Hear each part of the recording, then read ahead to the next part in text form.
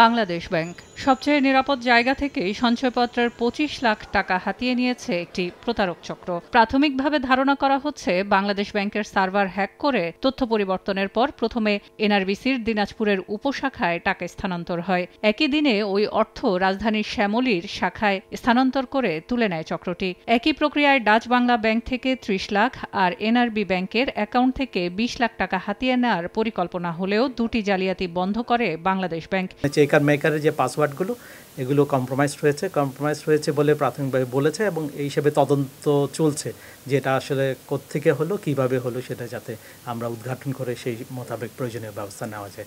তবে এই ধরনের ঘটনা আমরা এটা প্রথমবার পাওয়া গেল, এর আগে এই ধরনের কোনো অভিজ্ঞতা আমাদের ছিল না। সাইবার সিকিউরিটির বিষয়টা আসলে খুব সেন্সিটিভ, এটা বরাবরই বাংলাদেশ ব্যাংক অ্যাওয়্যার করে দেয়, সময় সময় এটা ব্যাংকগুলোকে দেয় যাতে এটা সচেতন থাকার জন্য। এটা আসলে তদন্ত চলছে, এটা তদন্ত বাংলাদেশ ব্যাংক এবং এটা না হওয়া পর্যন্ত আসলে প্রকৃতভাবে কি হয়েছে সেটা ক্লিয়ার বলা যাচ্ছে না।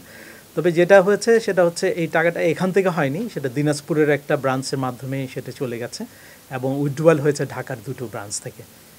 এই পর্যন্ত হচ্ছে এরকম, এবং এরকম আরও দুইটা ইনস্ট্যান্সের কথা ওরা বলেছিল, কিন্তু এগুলো আসলে টাকাগুলো স্টপ করা হয়েছে, তো এটা তোলার কোনো সুযোগ হয়নি। আপনাকেই বলছি, ইন্স্যুরেন্স করলে সিটিতে সুরক্ষা পাবেন নিশ্চিত।